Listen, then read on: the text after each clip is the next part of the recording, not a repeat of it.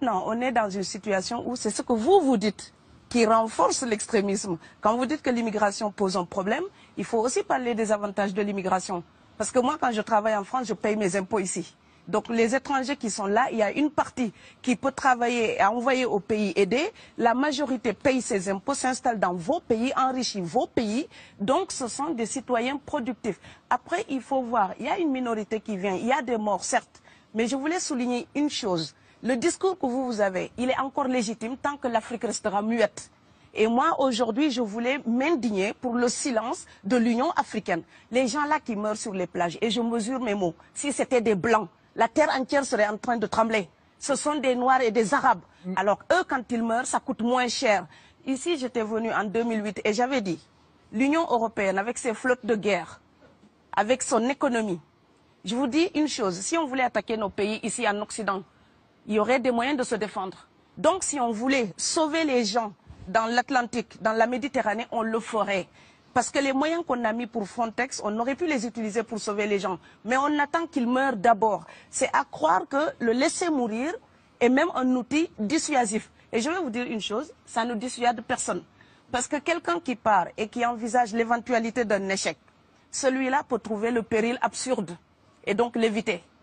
Mais celui qui part pour la survie, qui considère que la vie qu'il a à perdre ne vaut rien, eh bien celui-là, sa force est inouïe. Parce qu'il n'a pas peur de la mort. C'est exactement pourquoi il faut fermer des frontières complètement. Il faut sauver l'Afrique et sauver l'Europe. Vous ne pourrez pas rester comme vous ne resterez pas comme des poissons rouges dans la forteresse européenne. La crise actuelle nous a démontré ça. Au jour d'aujourd'hui, l'Europe ne sera plus jamais épargnée tant qu'il y aura des conflits ailleurs dans le monde. L'Europe ne sera plus jamais opulente tant qu'il y aura des carences ailleurs dans le monde. On est dans une société de la mondialisation où un Indien gagne sa vie à Dakar, un Dakarois gagne sa vie à New York, un Gabonais gagne sa vie à Paris. Que ça vous plaise ou non, c'est irréversible. Alors trouvons une solution collective ou bien déménager d'Europe parce que j'ai l'intention de rester. Quand quelqu'un part, c'est comme quelqu'un qui est élu, choisi, peut-être le plus débrouillard. Et il y a tout un clan ou toute une famille qui pose son espoir sur cette personne-là. Monsieur, là, je vous vois bien habillé, bien nourri. Si vous étiez affamé chez vous, peut-être que votre famille serait ravie d'imaginer que vous pourriez aller gagner de quoi faire vivre les autres. Donc c'est aussi une solidarité qui est en œuvre. On laisse partir quelqu'un, on compte sur lui. Vous allez me laisser terminer. Et Schengen, entre guillemets Schengen, ça me permet d'être invité aux Pays-Bas, monsieur, donner des conférences dans vos universités. Quand ils trouvent que mon cerveau est convenable, là, ils l'utilisent. Par contre, ils sont embêtés à l'idée d'avoir mon frère, qui n'est pas aussi diplômé que moi et qui pourrait avoir peut-être envie de travailler dans le bâtiment. Donc, vos pays deviennent schizophrènes. On ne peut pas trier les gens comme ça avec les étrangers utiles et les étrangers néfastes. Et la deuxième chose que je veux dire aussi, c'est que les Européens, là, on voit des Africains qui viennent, d'accord? Ce mouvement, ce déplacement de population, on le voit. Mais on ne voit pas le mouvement des Européens allant vers les autres pays. Alors celui-là, c'est le mouvement des puissants, ceux qui ont l'argent, ceux qui ont le bon passeport. Donc vous allez au Sénégal, vous allez au Mali, vous allez dans n'importe quel pays du monde, au Canada, aux États-Unis, partout où je vais, et je voyage tout le temps, je croise des Français, des Allemands, des Hollandais. Je les rencontre partout sur cette planète parce qu'ils ont le bon passeport. Donc, comme avec l'exotisme, l'Europe s'était arrogé le précepte unique, unilatéral, de l'exotisme. Les autres sont exotiques. Alors que pour quelqu'un de mon village, il n'y a rien de plus exotique que quelqu'un d'Amsterdam. Maintenant, pour l'étranger aussi, pour les voyages des temps modernes avec la mondialisation, quand les pauvres viennent vers vous, il y a des mouvements de foule qu'il faut bloquer.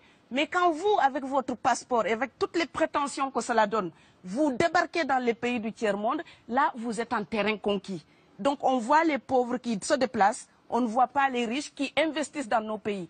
L'Afrique se développe en taux entre 5 et 10%. Ce n'est plus de la progression, c'est de la surchauffe.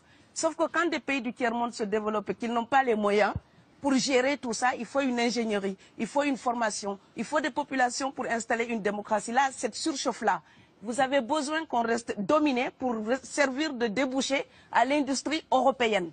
Alors il faut arrêter l'hypocrisie. On sera riches ensemble ou on va se noyer tous ensemble.